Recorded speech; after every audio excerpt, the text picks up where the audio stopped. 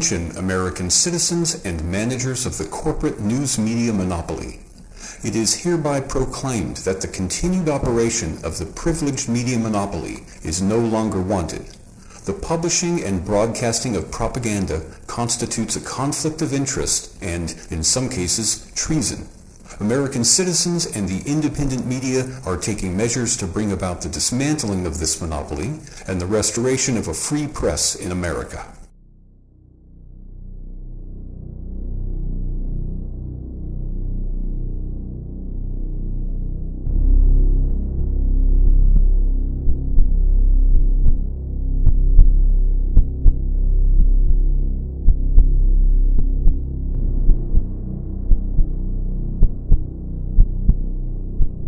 After years of controversy, scientists still disagree about the alleged hazards of cigarette smoking.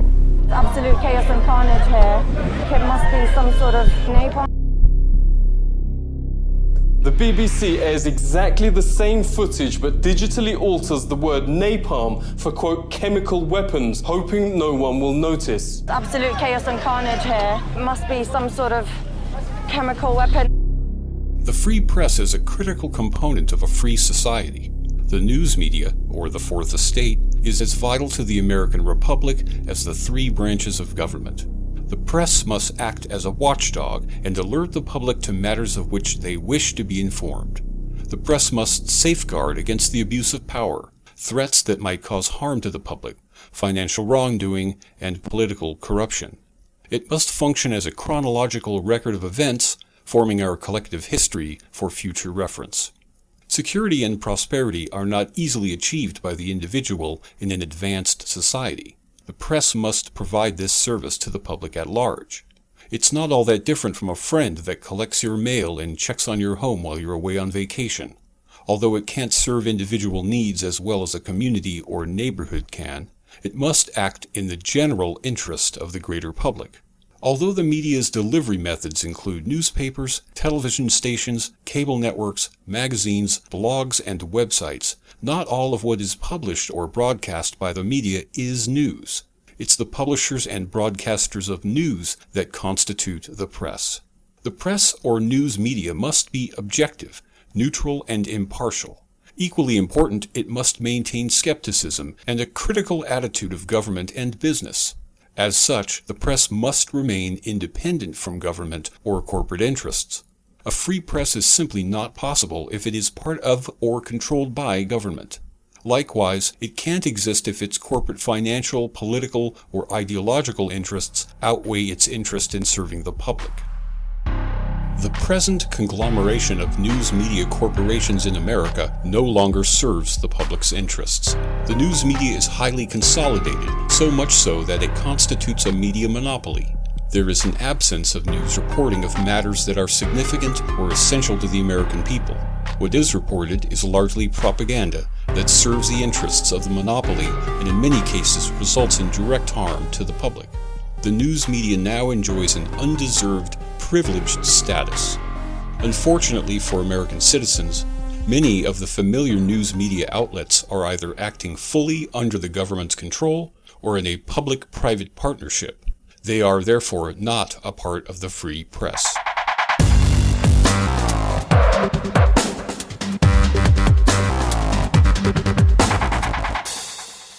The present state of the American media is already known by many to be problematic. For instance, most Americans know that the entire spectrum of media publications, channels, and outlets is owned by only a few companies.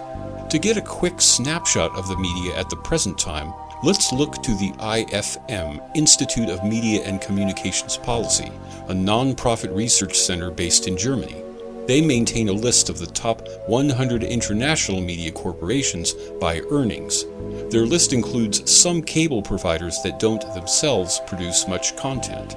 As you can see, the top 10 are all names you're probably familiar with: Comcast, Google, the Walt Disney Company, News Corp, DirecTV, Viacom, Time Warner, Sony Entertainment, Bertelsmann, Apple.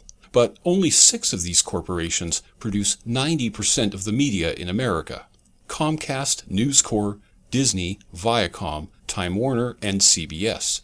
and they earn between $300 and $400 billion each year. So, when only 200 media executives control the news and entertainment media in America, there's less diversity of news, greater redundancy, greater risk of propaganda, and overall corruption.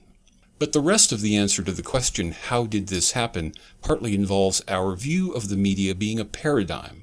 Not everything is what it appears to be.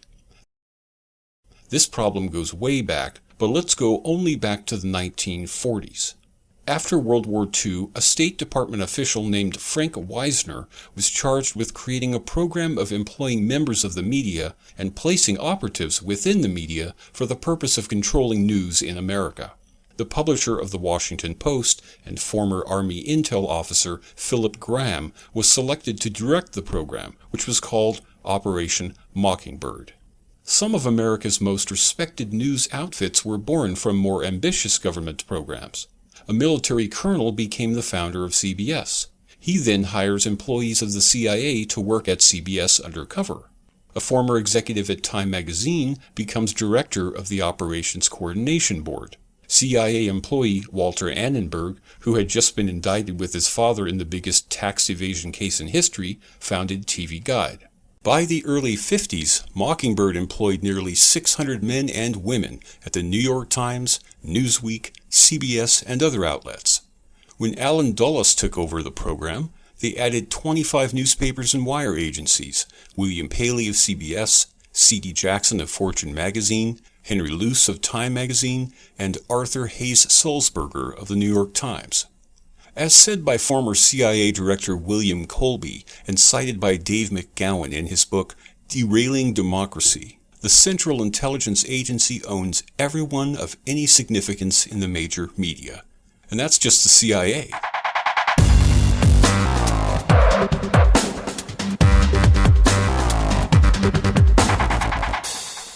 There are two critical points to make about the FCC.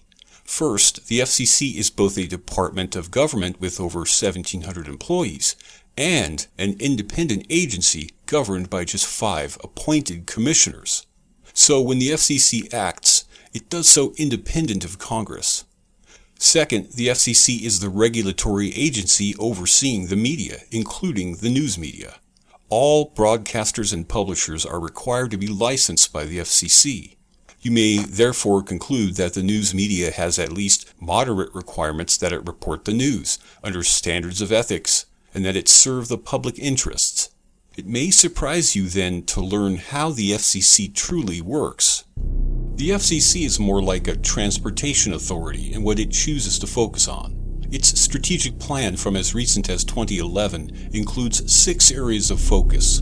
They are broadband, competition, spectrum, media, public safety and homeland security, and modernization.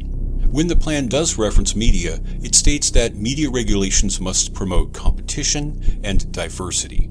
In short, the FCC might help to ensure you get broadband, cable television, and mobile phone service without discrimination, at a reasonable cost, and without presenting any threat of Islamic terrorism to you. But what CNN, Fox News, and even PBS chooses to produce for you isn't their concern, unless it involves nudity, in which case they can impose massive fines. But if CBS decided to broadcast a modern version of the War of the Worlds as a news teleplay, and if that resulted in a rise in suicides and a lot of missed work, that's their prerogative. What I suspect eliminates any hope the FCC can be of help is first that they've been there watching all along. And rather than crack down on substandard or unethical news reporting, they've simply eased up on their licensing requirements. For example, most Americans consider the 24-hour cable news channel Fox News to be required to report the news. But that's not exactly true. To meet the paltry licensing standards, Fox News specifies that they only report news between the hours of 1 a.m. and 3 a.m. Fox News only reports news 2 out of every 24 hours, and they do it only in the dead of night. So set your DVRs. And the FCC is also corrupt, which can easily be ascertained by considering what I've just explained while factoring in the open internet they voted in last year, more commonly known as the net neutrality rule. It basically put the internet under FCC control in America. Watch FCC Chairman Tom Wheeler give the most important pitch of his life. Nearly 4 million people who participated in this proceeding. You told us you were concerned about the future of the internet, and your participation has made this the most open proceeding in FCC history. Not all of you agreed with each other, and not all of you agreed with the action that we're going to take today. But you made our process, and thus our decision, stronger. We listened, and we learned. Sounds great. The most open process in FCC history. Of course, those 4 million comments weren't all from Americans. They were largely blank template submissions spammed by lobbying groups. And even to date, nobody's been able to report how many were in support of net neutrality and how many were opposed. But as Tom says, you listened and you learned. 4 million Americans wrote this agency to make known their ideas, thoughts, and deeply held opinions about internet openness. They lit up our phone lines, clogged our email inboxes, and jammed our online comment system. That might be messy, but whatever our disagreements are on network neutrality, I hope we can agree that that's democracy in action and something we can all support. Yes, democracy in action and something we can all support. And all 3 Democrats that voted in favor of the rule made similarly goofy statements. But it looked like there might be a return to sanity when the 2 dissenting chairmen made their statements. We are flip-flopping for one reason and one reason only. President Obama told us to do so. I'm asking the FCC to reclassify internet service under Title II of a law known as the Telecommunications Act. Pai's comments went on like that for about 15 minutes, and they were scathing. But the remaining FCC administration and their partners in the media were able to resume their mental recess. That is, until at least one citizen was smart enough to understand this was their best opportunity to be heard. It's obvious the internet's a common carrier. It brings us all equally to the net, where we can all go without any prejudice or bias, without any kind of discrimination. We don't want to see that end. We want to see the FCC do its job and regulate the internet for the people, not to regulate it for the corporations. We don't want you driving under the influence of Comcast. We want you driving the influence of the people. In the 21st century, the internet is our free speech, but in this country, we're losing our rights to free speech. The internet was created with our public dollars as part of the public commons. It should never have been reclassified. We need to put it back in the... I'm kidding that. I signed up to join the United States Army 45 years ago. I pledged to defend and support the United States Constitution, including the First Amendment. You're trying to destroy First Amendment rights to free speech and free press. I am totally against that. That's okay. I can be arrested. Yeah, you can't bully me. Okay, we now have... And the commons are for all the people. You could tell that there was a lot of love in that room. The chair people smiling with glazed expressions while chatting amongst themselves is one clue as to their attitudes. I can remember back on the day of the vote in February, there was so much buildup of media messaging that I was literally shocked when the vote finally took place. As we vote for a fast, fair, and open internet. And with that, I will call for the yeas and nays. All in favor, say aye. Aye. Aye. Opposed? No. The ayes have it. The item is carried.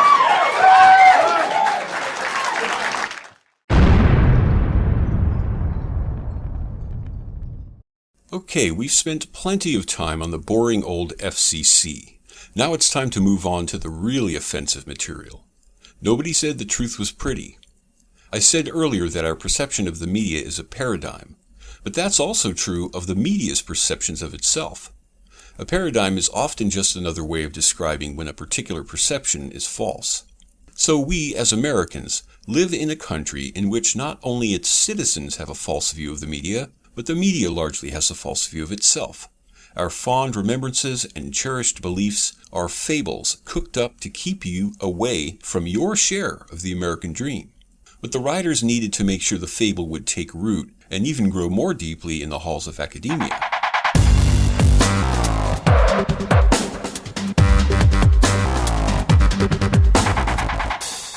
For over 40 years now, the American public has lived under the yoke of Deep Throat.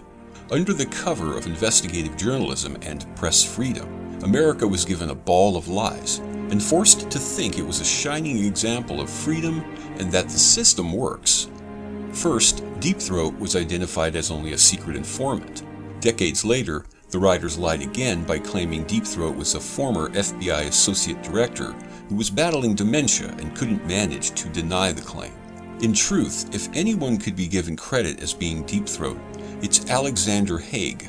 He was the guy the press never reported on, despite being a former second highest ranking Army officer and Supreme Allied Commander over all European forces and NATO, and just happened to be the White House Chief of Staff under the Nixon administration. But it isn't really Haig you need to focus on to get the big picture.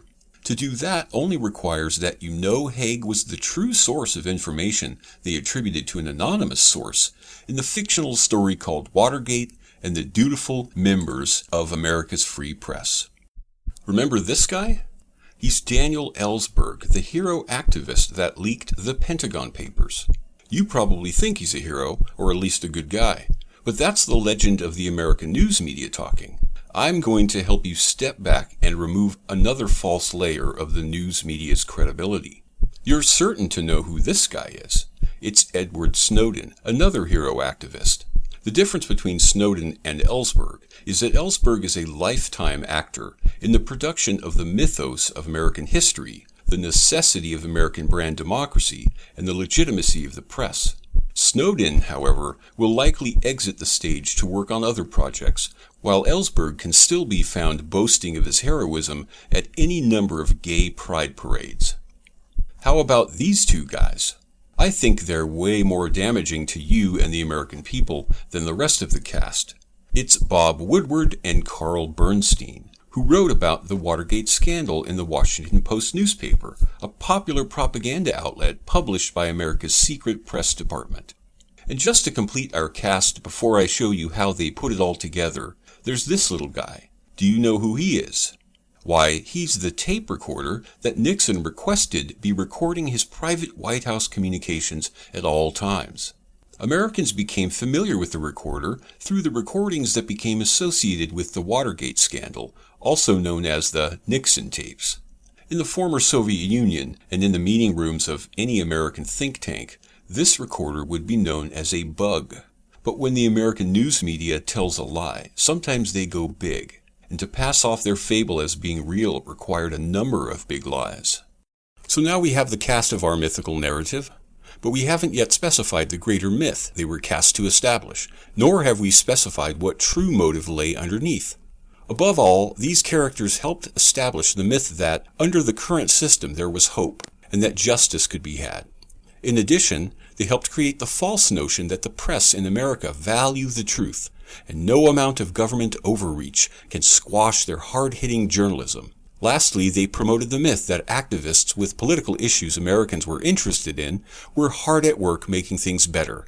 For example, the anti-war movement and the environmentalists. The motives were fairly easy to figure out, as they are about the same as authority has had throughout the ages. America's ruling factions employed the brightest minds at academic institutions and think tanks to study society and trends. They wanted to predict which way the wind was blowing and what threats might come to exist to their power. Any legitimate movements of the people are viewed as a threat to the power structure, who only wish to do as they wish and continue living off the backs of American citizens as they have for generations. Right away, well before the end of World War II, the answers began to come in that the citizens were becoming aware of these injustices and were growing more willing to actually perform their civic duty in order to address them. I can't stress strongly enough how much of history since the mid-1950s has been fabricated to manage the populations of the world. It sounds kind of crazy before you step back and observe the undeniable facts. Then it's up to you to decide if you're willing to continue believing. As we back away from the stage, we begin to see lesser-known facets of Daniel Ellsberg. It doesn't take long before his true purpose comes into focus, and we wonder, how stupid were we for not seeing it earlier? After the Bolsheviks took over the Soviet Union, effectively destroying the country and killing millions along the way, many Soviet Bolshevik Jews immigrated to the U.S. This was the case with Daniel's parents, who ended up in Chicago. Biographies tend to ignore any details about Daniel's parents, except to say that they converted from Judaism to Christianity. Since subversion and deception are the two most common tactics of Bolshevik strategy, Daniel was certain to have been born and raised as a lifetime actor who would do whatever it took to achieve the aims of the collective. Not to belabor Ellsberg's role much further, the important pieces needed to see the truth are right out in the open. He began his education by going to Harvard on a scholarship before studying at Cambridge through a Woodrow Wilson Fellowship. He then joins the Marines and leaves after 3 years as a first lieutenant. Then it's back to Harvard to join the Society of Fellows before getting his first job. Just as expected with everyday patriotic Americans, his first job is as a strategic analyst for the Rand Corporation. He then completes his economics PhD and then goes to work at the Defense Department. He gets a job that takes him to South Vietnam in 1964 under General Edward Lansdale and the State Department. When he returns, he resumes his work at Rand. Ellsberg was said to have contributed to Rand's study of conduct in the Vietnam War, but that's not for you nor I to know. But I think it hints at why the whole Nixon-Watergate deep throat fable was created in the first place. There probably were studies and at least reports laying around that would, if ever seen by the public, have brought the whole thing crashing down.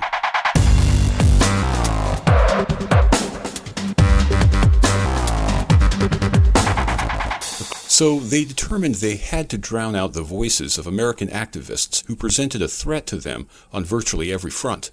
After all, a criminal and lethal protection racket isn't built on sound and just principles. Neither then are its malignant enforcement branches. America's now totally complicit media became the mouthpiece of the storytellers, and what a story they told. If you doubt how I've chosen to view this period of American history, or whether it could have disguised total government propaganda as expert journalism, consider this. The reporting of Woodward and Bernstein is thought by many to be the single greatest reporting effort of all time. You better hope that that's true, but I'm suggesting to you it isn't. It won't take us long to blow apart half of the greatest reporting effort of all time.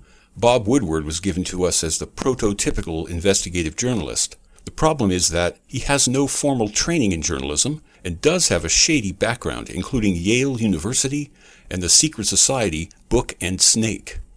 Back in 1971, nobody was questioning how some lit major had suddenly become a prominent reporter for the Washington Post.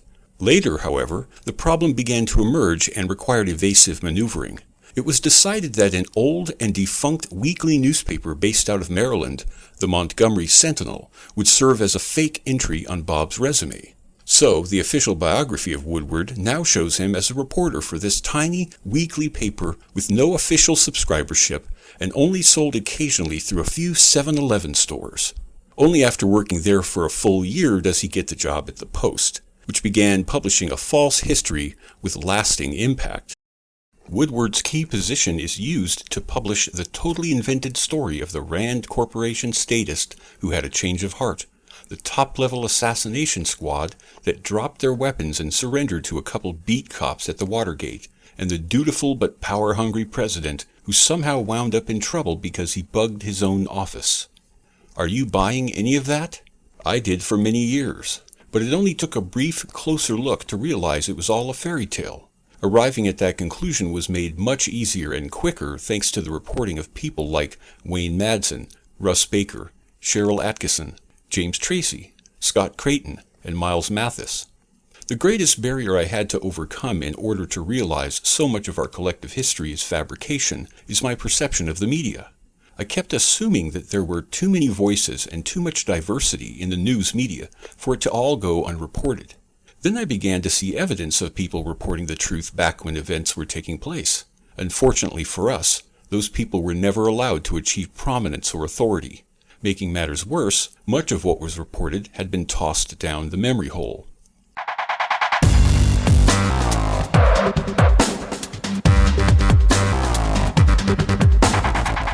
As I had these revelations, I viewed many institutions within government, like universities and police departments, and even those outside government, like advocacy groups, as being a part of the media. I knew at least that they were advising the media and were the source of the news. It still remains a mystery to me the exact mechanisms by which so many lies and false news reports can proliferate across the entire spectrum of news media outlets. I began to see how the system works by noting that sometimes the truth is reported and following the trail from there. The problem is that no reporter is willing to challenge an official source, no matter how ludicrous the storyline. They never take two inconsistent elements of a story and connect them to form an obvious alternative explanation. Nor do they employ common sense when presented with obvious evidence of a crime or cover-up.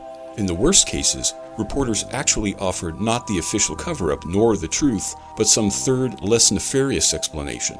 They do so sometimes as a mere obfuscation of the truth, and other times to create the impression that they're muckraking and capable of reporting the truth. But even more commonly, the problem is simply that no reporter follows the story.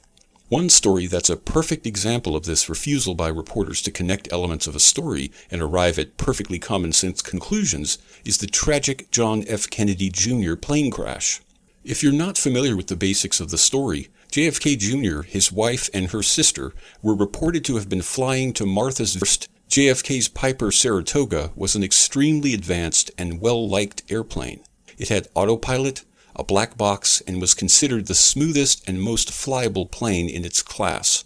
JFK Jr. was also said to have been a cautious. Media were from the Coast Guard, which reported that visibility had been clear to 8 miles, and that JFK had last communicated his final descent to the control tower at 9:39 p.m. Initial reports also said he had a co-pilot. But then the media contact was switched to the Defense Department, and the story totally changed. They claimed the weather was very windy. During the many hours that a search was still not undertaken, the news made numerous reports from unnamed sources and supposed friends of the Kennedy family. Reported that Carolyn Bissett, JFK's wife, was pregnant with a boy and in her 3rd trimester at the time of her death.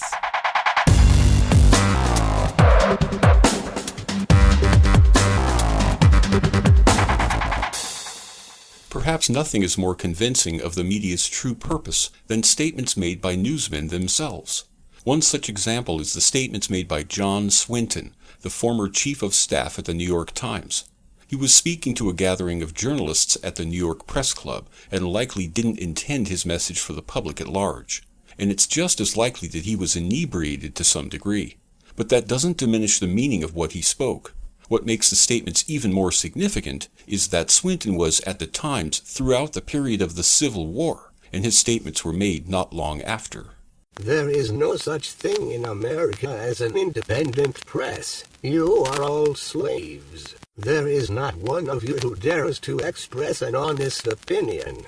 If I should allow honest opinions to be printed in one issue of my paper, I would be like Othello before 24 hours. The man who would be so foolish as to write honest opinions would be out on the street hunting for another job. The business of a New York journalist is to distort the truth, to lie outright, to pervert, to vilify, to fawn at the feet of mammon, and to sell his country and his race for his daily bread. We are the tools and vassals of rich men behind the scenes. We are jumping jacks. They pull the string and we dance. Our time, our talents, our lives, our possibilities are all the property of other men.